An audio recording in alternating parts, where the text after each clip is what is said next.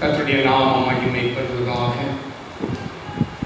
இந்த நாளிலேயும் காணொளி மூலமாக உங்களை சந்திக்கிறதிலே நான் மிகவும் சந்தோஷப்படுகிறேன். எல்லாரும் நன்றாய் சுகமாய் இருப்பீர்கள் என்று விசுவாசிக்கிறேன். கர்த்தருடைய நாமத்தினாலே உங்களை வாழ்த்துகிறேன். ஒரு வேத வசனத்தை நம்முடைய தியானத்துக்காக நாம் எடுத்துக்கொள்வோம். 1 சாமுவேல் 18ஆம் அதிகாரம் 14-15 வசனத்தை நாம் வாசிக்கும் போது, 1 சாமுவேல் 18ஆம் அதிகாரம் 14-15 வசனம். தாவீது தன் செய்கையிலெல்லாம் புத்திமானாய் நடந்தான். கர்த்தர் அவனோடு கூட இருந்தார். அவன் மகா புத்திமானாய் நடக்கிறதை சவுல் கண்டு அவனுக்கு பயந்திருந்தான். இங்கே நாம் பார்க்கிற போது தாவீது மகா புத்திமானாய் இருந்தார். வெறும் புத்திமான் என்று சொல்லவில்லை, மகா புத்திமான். இந்த நாட்களிலே புத்திசாலியாய் நடக்க வேண்டியது அவசியம். நம்ம எல்லாருக்கும் ஞானமும் புத்தியும் தேவை. அஞ்ஞான தேவனுடைய பிள்ளைகளை, உலக வாழ்க்கையிலே ஞானம் இல்லை, புத்தி இல்லை என்று சொன்னால் நாம் ஆசீர்வாதமாய் காணப்பட முடியாது. சாலமோன் சொல்லுகிறான், பேதைகள் நெடுக தண்டிக்கப்படுகிறார்கள். அப்படியானால் நாம் பேதையாய் இராதபடி புத்தியாய் இருக்க வேண்டியது மிக அவசியம். ஒருவன் ஞானத்தில் குறைவுள்ளவனாய் இருந்தால் சம்பூர்ணமாய் கொடுக்கிறவரும் ஒருவரையும் கடிந்து கொள்ளாதவரும் ஆகிய தேவனிடத்தில் கேட்க கடவன். அப்பொழுது அது அவனுக்கு கொடுக்கப்படும். அப்படியானால் இந்த உலகத்தில் எதை சம்பாதித்தாலும் சம்பாதிக்காவிட்டாலும் ஞானத்தை சம்பாதி, புத்தியை சம்பாதி, விவேகத்தோடு வாழ்ந்து உன் வாழ்க்கையை நடத்து என்று வேதம் நமக்கு தெளிவாய் சொல்லுகிறது. அநேகர் புத்தி இல்லாத வாழ்க்கை செய்து தன் வாழ்க்கையிலே அவர்கள் கேடுகளை அனுபவிக்கிறவர்களாய் காணப்படுகிறார். அது பிற்பாடு யோசிக்கிறதிலே அதில் எந்த அர்த்தமும் இல்லை. யோபு பக்தன் சொல்லுகிறான், யோபின் புத்தகத்திலே 28ஆம் அதிகாரம் 28ஆம் வசனத்திலே நாம் பார்க்கிற போது அங்கே சொல்லுகிறது, கர்த்தருக்கு பயப்படுதலே ஞானம், பொல்லாப்பை விட்டு விலகுவதே புத்தி. இப்போ பொல்லாப்பான காரியங்களிலே நம்மை ஈடுபடுத்துவோமானால் நாம் புத்தியீனமான காரியங்களை செய்கிறோம் என்பதான அர்த்தமாய் காணப்படுகிறது. தேவனுக்கு பயப்பட வேண்டும். ஞானம் அவசியம், புத்தி அவசியம், அறிவு அவசியம். அப்படியானால் கேட்டு அறிவது அறிவு, வாசித்து அறிவது அறிவு, அதை எடுத்து பயன்படுத்துவது ஞானம். எந்த இடத்துல எப்படி நடக்க வேண்டும், எப்படி பேச வேண்டும், எப்படி இருக்க வேண்டும் என்கிறதை வேதம் நமக்கு திட்டமாய் போதிக்கிறதாய் இருக்கிறது. அப்படியானால் தாவீது தன்னுடைய வாழ்க்கையிலே அவன் புத்திமானாய் இருந்தான், அவன் காரிய சமர்த்தனாய் இருந்தான், தேறினவனாய் காணப்பட்டான். அருமையான தேவனுடைய பிள்ளைகளே, ஒரு மனுஷன் என்று சொன்னால் சில காரியங்களிலே சிலவற்றிலே நாம் வளர்ச்சி உள்ளவர்களாய் இருக்க வேண்டும். சிறுபிள்ளைத்தனமாகவே நாம் காணப்படக்கூடாது. கர்த்தர் நமக்கு நல்ல மூளையை கொடுத்திருக்கிறார்.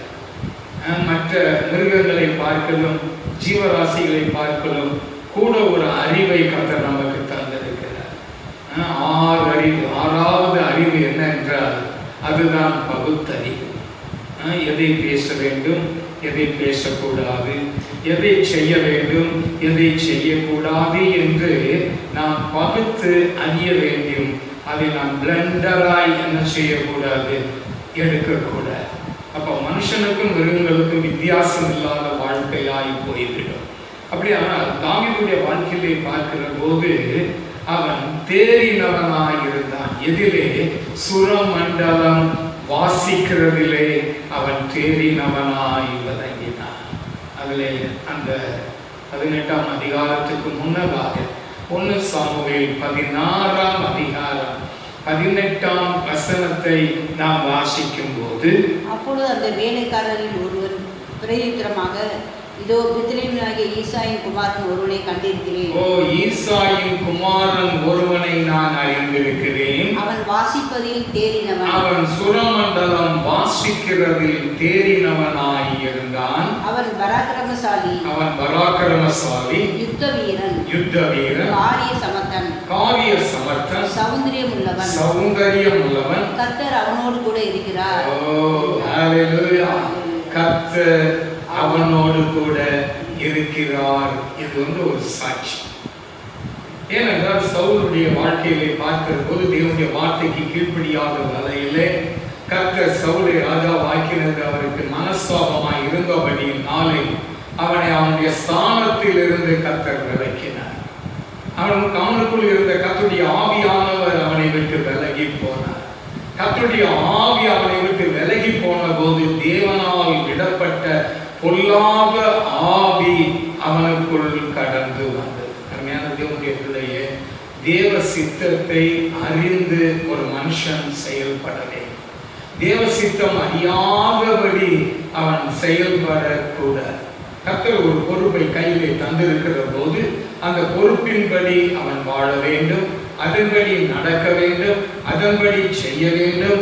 தேவனுடைய இருதயத்தில் இருக்கிறதான சித்தம் என்னது என்பதை நாம் அறிந்து செயல்படுவோமானால் அவன் ஞானமுள்ள மகனாய் காணப்படுகிறான். ஞானமுள்ள மகன் தன் தகப்பனை சந்தோஷப்படுத்துகிறான். அருமையான தேவனுடைய பிள்ளையே, இந்த சவுல் தன் வாழ்க்கையிலே அவன் தன் கண்களை பறக்க விட்டான்.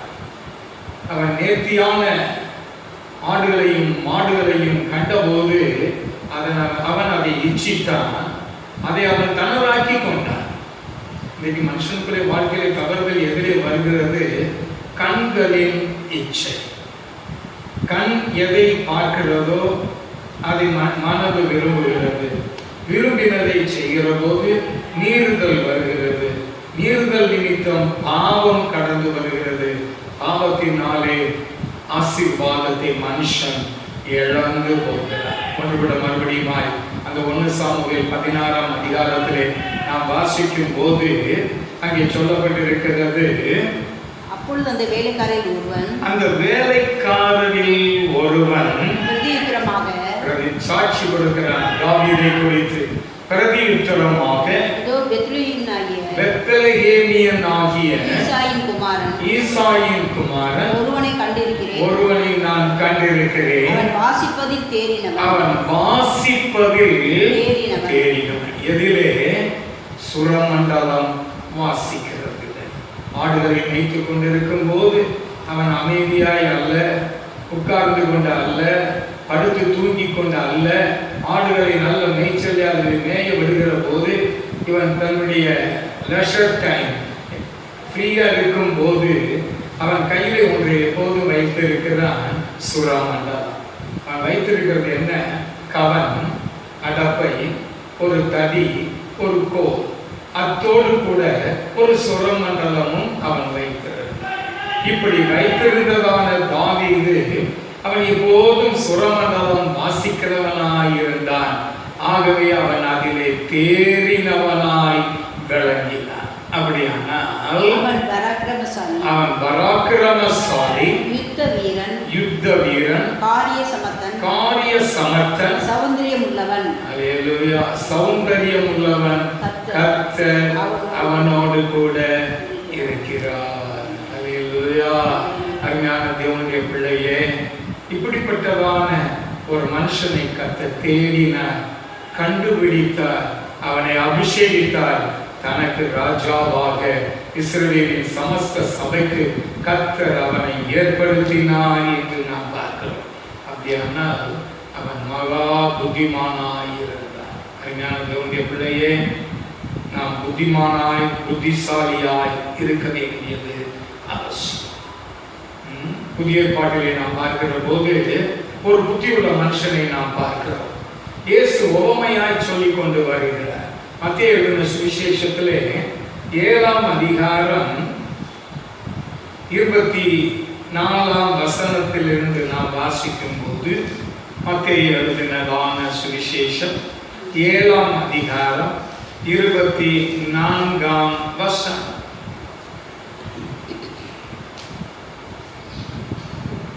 ஆகையால் நான் சொல்லிய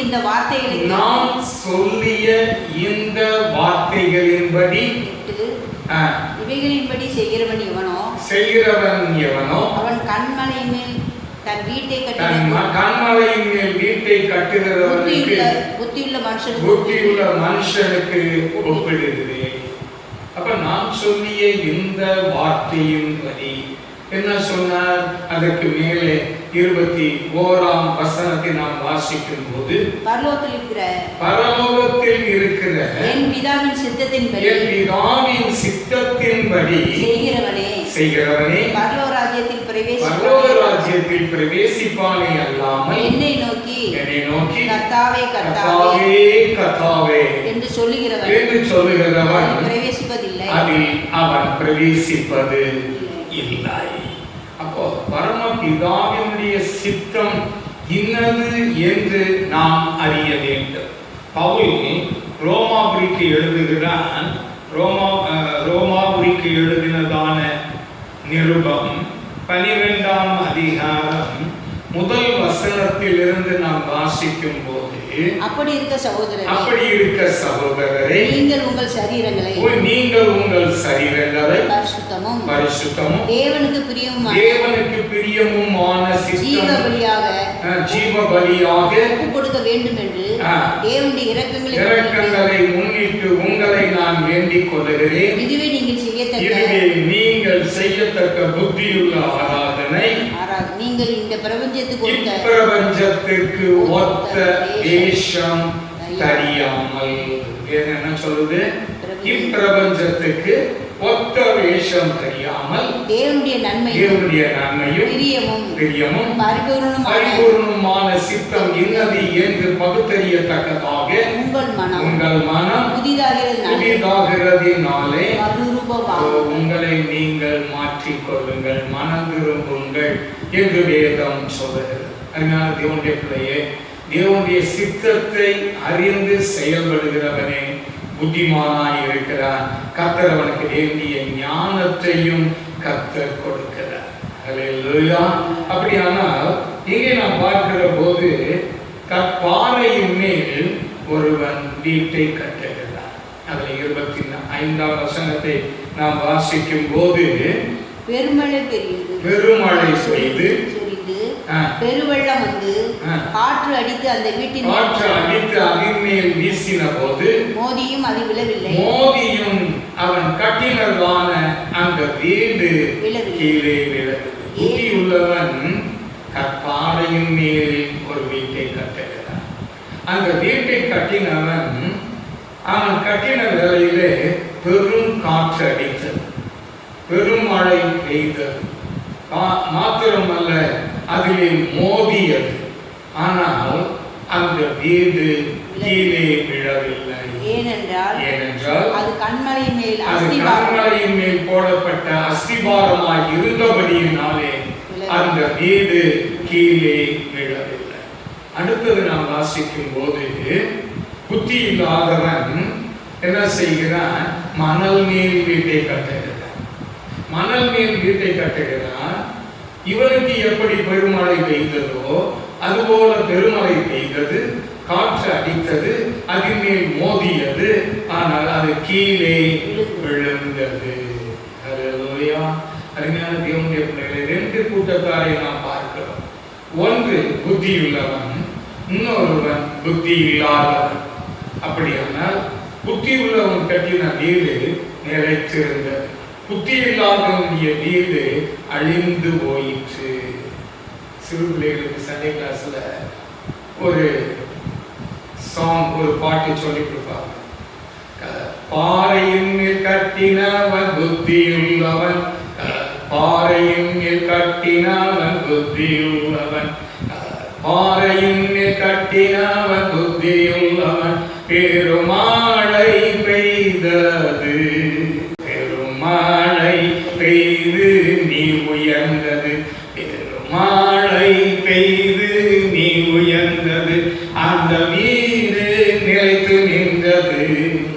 அந்த வீடு நிலைத்து நின்றது அப்படின்னு சிறுவர்களுக்கு சண்டே கிளாஸ்ல சொல்லி கொடுக்கப்பட்டதான ஒரு பாடம். அப்படியான அருமையான தேவனுடைய பிள்ளையே, கற்பாறை என்பது, கண்மலை என்பது நம்முடைய இரட்சகரும் கர்த்தரும் ஆகிய இயேசு கிறிஸ்துவின் மேல் ஒருவன் கட்டுவானால் அந்த வீடு நிலைத்திருக்கும். அந்த வீடு என்ன செய்யாது? அது கீழே விழாது. பவுல் ஒரு இடத்திலே சொல்லுகிறான், 1 கொரிந்தியர் 3ஆம் அதிகாரம் மேபி அதிலே வாசிக்கிற போது, ஒரு கற்பாறையின் மேல் கண்மலையின் மேல் ஒருவன் என்ன செய்கிறான்? வீடு கட்டுகிறான். அதை ஒருவன் பொன்னினாலும் வெள்ளியினாலும் வெளியேறப்பட்ட கற்களினாலும் இன்னும் பல விதமான வைக்கோலினாலும் மரத்தினாலும் கல்லினாலும் அதை கட்டினான். ஆனால் நாளானது அதை விளங்கப்படும். எப்போது என்றால், அக்னிக்குள்ளாய் அவைகள் உட்படுத்தப்படும். அக்னிக்குள்ளாய் அது உட்படுத்தப்படும் போது எவன் கட்டின வீடு காரியம் நிலைத்திருந்ததோ அவனே கூலியை பெறுவான். இப்போது தெரியாது. கர்த்தருடைய வருகையின் நாளிலே எவன் ஒருவன் தேவ சித்தத்தை நிறைவேற்றுகிற புத்தியுள்ள மனுஷனாய் எவன் ஜீவிக்கிறானோ அவன் கர்த்தருடைய வருகையிலே எடுத்துக்கொள்ளப்படுவான். மாத்திரமல்ல, அவன் கூலியையும் பெறுகிறவனாய் காணப்படுவான். அருமையான தேவனுடைய பிள்ளையே, கர்த்தருடைய சித்தத்தை நிறைவேற்றுகிறவர்களாய் நாம் காணப்படுவோம். நீதிமொழிகளின் புத்தகம் 14ஆம் அதிகாரம் முதல் வசனத்தை நாம் வாசிக்கும் போது, புத்தியுள்ள ஸ்ரீ தன் வீட்டை கட்டுகிறாள். புத்தியுள்ள ஸ்ரீ, முதலாவதாக நாம் பார்த்தோம் புத்தியுள்ள மனுஷன் என்று பார்த்தோம். இங்கே பார்க்கிறோம் புத்தியுள்ள மனுஷன் தன் வீட்டை கட்டுகிறான். புத்தி இல்லாத ஸ்திரீயோ தன் கைகளினாலே இடித்து போடுகிறார். தேவனுடைய பிள்ளையே, மனைவி அமைவதெல்லாம் இறைவன் கொடுத்த வரம் என்று சொல்லுவார். ஆனால் மனைவியை கண்டடைகிறவன் நன்மையானதை கண்டடைகிறான். கர்த்தரால் அவன் தயையை பெற்றுக் கொள்ளுகிறான். அப்படியானால் மனைவி எப்படிப்பட்டவளாய் இருக்க வேண்டும்? புத்தியுள்ள ஸ்திரீயாய் காணப்பட வேண்டும்.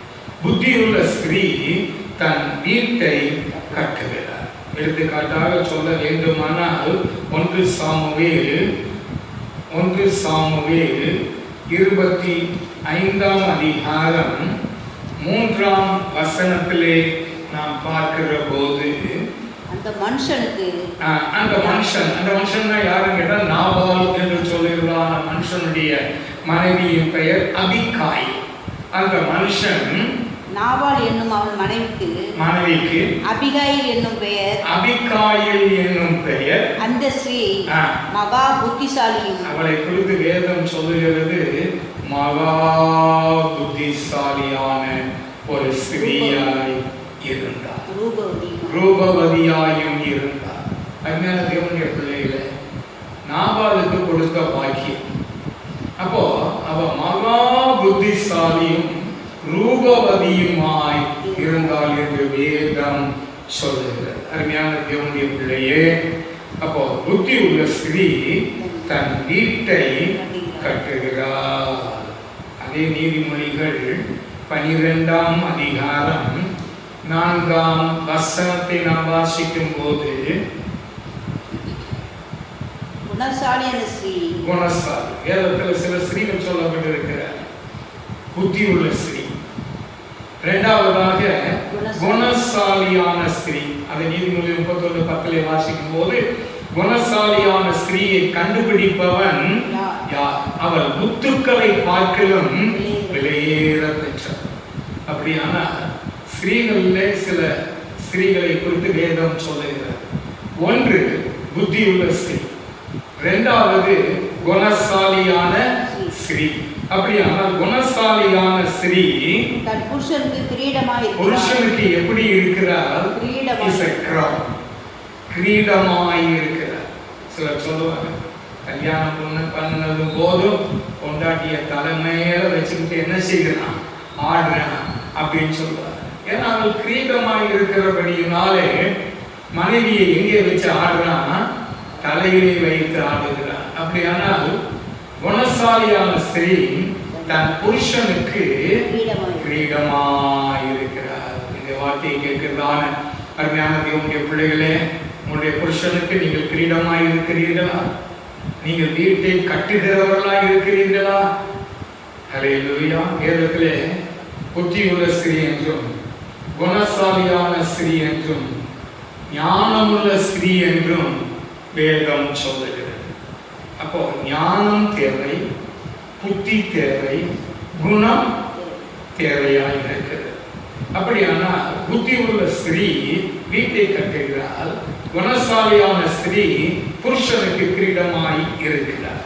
அதே நீதிமொழிகளிலே 19ஆம் அதிகாரம் 14ஆம் வசனத்தை நாம் வாசிக்கும் போது, வீடும் ஆசியும் பிதாக்கள் வைக்கும் சுதந்திரம் புத்தியுள்ள மனைவியோ கர்த்தர் அருளும் ஈவு is a gift of God.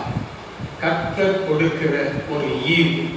அருமையான தேவனுடைய பிள்ளைகளே, புருஷன் புத்திமானாய் இருந்தால், புத்தியுள்ள மனுஷனாய் இருந்தால், கர்த்தர் அவனுக்கு புத்தியுள்ள ஸ்திரீயையும் கொடுப்பார். மாத்திரமல்ல, குணசாலியான ஸ்திரீயையும் கொடுப்பார், ஞானமுள்ள ஸ்திரீயையும் கர்த்தர் கொடுப்பார். அருமையான தேவனுடைய பிள்ளைகளே, விதமான ஆசீர்வாதத்தை பெற்ற குடும்பம் அது கர்த்தரால் ஆசீர்வதிக்கப்பட்ட குடும்பமாய் இருக்கிறது. அப்படிப்பட்ட குடும்பம் சங்கீதம் 128:5 சொல்லப்பட்டிருக்கிறது. அதாவது ஜீவனுள்ள நாள், கர்த்தர் சீயோனில் இருந்து உன்னை ஆசீர்வதிப்பார். ஜீவனுள்ள நாளெல்லாம் நீ உன் பிள்ளைகளை காண்பாய். மாத்திரமல்ல, நீ உன் பிள்ளைகளையும் பிள்ளைகளையும் காண்பாய். இஸ்ரவேலுக்கு உண்டாகும் சமாதானத்தையும் காண்பாய் என்பதே. அருமையான தேவனுடைய பிள்ளையே, குடும்பம் ஆசீர்வதிக்கப்பட வேண்டுமானால் ஒரு குடும்பத்தின் தலைவன் ஆசீர்வதிக்கப்பட்டவனாய் இருக்க வேண்டும். அவன் புத்திமானாய் இருக்க வேண்டும், ஞானமுள்ளவனாய் இருக்க வேண்டும். அவனுக்கு வரக்கூடிய மனைவியும் புத்தியுள்ள ஸ்திரீயாய் இருக்க வேண்டும், குணசாலியான ஸ்திரீயாய் இருக்க வேண்டும், ஞானமுள்ள ஸ்திரீயாய் காணப்பட வேண்டும். மத்தேயு எழுதின சுவிசேஷம் 25ஆம் அதிகாரம் 1-2 வசனத்தை நாம் வாசிக்கும் போது, பரலோக ராஜ்யம் தங்கள் தீவட்டியை பிடித்துக் கொண்டு மணவாளனுக்கு எதிர்கொண்டு போக புறப்பட்ட 10 கன்னிகைகளுக்கு ஒப்பாய் இருக்கிறது. அவைகளில் 5 பேர் புத்தியுள்ள கன்னிகைகள், 5 பேர் புத்தி இல்லாத கன்னிகைகள். எங்கு பார்த்தாலும் இந்த 2 பிரிவுகள் உண்டு. புத்தியுள்ள ஸ்திரீ, புத்தி இல்லாத ஸ்திரீ. செம்மறியாடு, வெள்ளாடு. சிலுவையில் தொங்கும் போது வலது பக்கத்திலே ஒரு கல்லன், இடது பக்கத்திலே ஒரு கல்லன். இவ்விதமான 2 விதமான கூட்டங்கள் உண்டு. மணிகள் என்றும் பதறி என்றும் 2ஆக பிரிக்க முடியும். கோதுமை மணியானது அது சூழடித்து அந்த மணியை பிரித்து எடுக்கிற வேலையில அதை களஞ்சியத்திலே கொண்டு போய் சேர்க்க, பதறையோ அவியாத அக்னியிலே சுட்டடிக்கப்படுவார். நீங்கள் மணிகளாய் இருக்கிறீர்களா அல்லது பதராய் இருக்கிறீர்களா? பதருக்கும் மணிகளுக்கும் கதிரிலே இருக்கும்போது வித்தியாசம் தெரியாது. ஆனால் அதை சூழ் அடிக்கும் போது கதிர் என்ன செய்யும்? மணிகள் எல்லாம் அகலக்குள்ளே விழும். அதை எடுத்து அதை தூற்றுக்கூடையை கொண்டு தூற்றுகிற போது, காற்றடிக்கிற வேலையிலே பதரெல்லாம் பறந்து போயிடும். அந்த மணிகள் மாத்திரம் அங்கே காணப்படும். இங்கே நாம் பார்க்கிற போது புத்தி உள்ள கன்னிகைகள் என்றும் புத்தி இல்லாத கன்னிகைகள் என்றும் நாம் பார்க்கிறோம். இங்கே பார்க்கிற போது புத்தி உள்ள கன்னிகைக்கும் புத்தி இல்லாத கன்னிகைகளுக்கும் உள்ள வித்தியாசம் என்ன? புத்தி உள்ள கன்னிகைகள் தங்களுடைய பாத்திரத்தில் எண்ணெயை வைத்திருந்தார். புத்தியில்லாத கன்னிகைகள் தங்கள் பாத்திரத்தில் எண்ணெய் இல்லாதபடி அவர்கள் சும்மா இருக்கிறவர்களாக இருந்தார். இவர்கள் சோம்பேறிகள், படுத்து நன்றாய் உறங்கக்கூடியவர்கள், சுறுசுறுப்பில்லாதவர்கள், எதிர்காலத்தை குறித்ததான சிந்தை இல்லாதவர்கள், மற்றவர்களை பார்த்தாவது அறிந்து கொள்ள வேண்டும் என்கிறதான அறிவில்லாதபடி இருந்தார்கள். ஆனால் புத்தி உள்ள கன்னிகைகள் தங்கள் பாத்திரத்தில் எண்ணெய் வைத்திருக்கிறதை கண் காண்கிற போது என்ன செய்ய வேண்டும்? நீங்கள் என்ன வைத்திருக்கிறீர்கள்? பாத்திரத்திலே நாங்கள் எண்ணெய் வைத்திருக்கிறோம். இதற்காக மணவாளன் வரும்போது எண்ணெயை தீவட்டியிலே ஊற்றி அதை கொளுத்த வேண்டும், அப்போதுதான் தீவட்டி எரியும் என்று அவர்கள் சொல்லிக் கொடுப்பார். இவர்கள் கேட்கிறதும் இல்லை, அதை அறிந்து கொள்கிறதுக்கான விருப்பமும் இல்லை. தீவட்டி மாத்திரம் கையில் சும்மா வச்சிருக்காங்க. இது வெறும் தீவட்டி. அதுக்கு ஒரு பெயர் நான் கொடுப்பேன், தெண்ட தீவட்டி. எண்ணெய் இல்லாத தீவட்டி என்ன தீவட்டி? தெண்ட தீவட்டி. அஞ்ஞான தேவனுடைய பிள்ளையே, மணவாளன் வருகிறார் என்று சொன்ன போது அங்கே எண்ணெயை தீவட்டியிலே ஊற்றி அதை கொளுத்தினார்கள். அது பிரகாசமாயிருக்கிறது. புத்தி இல்லாதவர்கள் தன்னுடைய தீவட்டியை கொளுத்தினார்கள். எரிந்தது, எரியவில்லை என்றல்ல, எரிந்தது. ஆனால் அவை அணைந்து போயிற்று. அப்பொழுது அவர்கள் புத்தி இல்லாத கன்னிகைகள் புத்தி உள்ள கன்னிகைகளை பார்த்து சொல்லுகிறார்கள், எங்களுடைய தீவட்டி அணைகிறதே, எங்களுக்கு கொஞ்சம் எண்ணெயை தாருங்கள் என்று கேட்டார். சிலருக்கு கடை வாங்கினா காலமெல்லாம் கடன் வாங்கியே தங்களுடைய பிழைப்பை நடத்தக்கூடியவர். அந்த கடனிலிருந்து வெளியே வரணுங்கிற எண்ணம் வரவே வராது. முதல் ஆரம்பம் சரியில்லைன்னா கடைசி வரைக்கும் உங்களுடைய வாழ்க்கை அமிதமாகவே காணப்படும். வாழ்க்கை கடனிலே போய் கொண்டிருக்கும். அருமையான தேவனுடைய பிள்ளையே, தேவனுடைய ஆசீர்வாதம் என்ன தெரியுமா? நீயோ கடன் வாங்காது இருப்பாய், அநேக ஜாதிகளுக்கு நீ கடன் கொடுப்பாய் என்று வேதம் சொல்லுகிறது. தேவனுடைய பிள்ளைகள் கடன் வாங்கக்கூடாது, பற்று யாரிடத்திலையும் வைக்கக்கூடாது. பற்றுன்னா அன்புள்ள கடன். இன்னைக்கு அநேகருடைய வாழ்க்கையில எல்லாவற்றிலும் கடன், பார்த்தவங்க பூரா கடன், சர்ச்சு விசுவாசிகள் இடத்திலே கடன், குழுக்கள் இடத்திலே கடன், பேங்க்ல கடன். யார் கடன் கொடுக்கிறாரோ அங்கே போய் கடன் வாங்குறது தான் அவங்க வேலையாக இருக்கிறது. அருமையான தேவனுடைய பிள்ளைகளை, நீயோ கடன் வாங்காது இருப்பாய், அநேக ஜாதிகளுக்கு கர்த்தர் உன்னை கொடுக்கிறவனாய் கர்த்தர் உயர்த்துவார். நான் இன்று முதல் உங்களை ஆசீர்வதிப்பேன் என்று சொன்ன கர்த்தர் உங்களுடைய கையின் பிரயாசங்களை ஆசீர்வதிப்பார். உங்களுடைய வருமானத்தை கர்த்தர் ஆசீர்வதிப்பார். குறைந்த வருமானமாய் இருந்தாலும் அதில் நிறைவான ஆசீர்வாதத்தை கர்த்தர் கட்டளையிடுவார். அருமையான தேவனுடைய பிள்ளையே, மணவாளன் வந்து விட்டார். என்ன செய்யணும்? மணவாளனை பார்த்து இந்த புத்தியுள்ள கன்னிகைகள் சொல்ல வேண்டும். கன்னிகைகள் எண்ணெய் வாங்கும்படியாய் போயிருக்கிறார்கள். சற்று நாம் தாமதிப்போம், அவர்கள் எண்ணெய் வாங்கி உடனே வந்து விடுவார்கள், அவர்களையும் அழைத்துக் கொண்டு போவோம் என்று சொல்லுவதற்கு பதிலாக ஆயத்தமாய் இருந்தவர்கள் மணவாளனோடு அவர்கள் கல்யாண வீட்டுக்குள் பிரவேசித்தார்கள். கதவும் அடைக்கப்பட்டது. அருமையான தேவனுடைய பிள்ளைகளே, உனக்கு கொடுக்கப்பட்ட இந்த நாளிலாயிலும் உன் சமாதானத்துக்கு ஏதுவானவைகளை நீ அறிந்திருந்தால் உனக்கு நலமாயிருக்கும். ஆனால் இப்பொழுதோ உன்னுடைய கண்கள் உனக்கு மறைக்கப்பட்டிருக்கிறது. அருமையான தேவனுடைய பிள்ளையே, எருசலேமை பார்த்து கர்த்தர் கண்ணீர் விடுகிறவராய் காணப்படுகிறார். அருமையான தேவனுடைய பிள்ளையே, நீ ஆயத்தமாயிருக்கிறாயா? தகுதியாயிருக்கிறாயா? மணவாளனுடைய கல்யாண வீட்டுக்குள் பிரவேசிக்க நீ ஆயத்தமாய் காணப்படுகிறாயா? இதுவே அனுக்கிரக காலம், இதுவே ரட்சண்ய நாள். நீ இப்பொழுதும் மனந்திருந்து ரட்சிக்கப்படு, ஞானஸ்நானம், அபிஷேகம் பெறு, கர்த்தருடைய வருகைக்கு ஆயத்தப்படு. வாழ்க்கையிலே பரிசுத்த ஜீவியம் செய்ய, விசுவாச வாழ்க்கை நடத்த நீ முன்னோடியாய் வர வேண்டும். கர்த்தர் அதை விரும்புகிறவராய் காணப்படுகிறார். அருமையான தேவனுடைய பிள்ளைகளே, இன்னொரு காரியத்தை குறித்து நாம் பார்ப்போம். வெளிப்படுத்தின விசேஷம் 13ஆம் அதிகாரம் 18ஆம் வசனம்.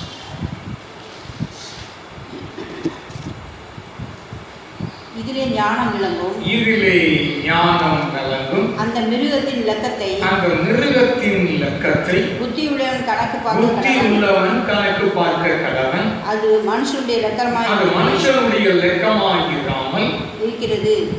அதனுடைய இலக்கம், அதனுடைய இலக்கம் 666. Praise the Lord. தேவனுடைய பிள்ளையே, கைவிடப்பட்டதான ஜனங்கள் அந்தி கிறிஸ்துவின் ஆட்சியின் காலத்திலே கடந்து போகிற போது அங்கே மிருகமும் வலுசர்ப்பமும் அந்தி கிறிஸ்துவும் அந்நாட்களில் இந்த உலகத்தை ஆளுகை செய்கிறவர்களாயிருப்பார்.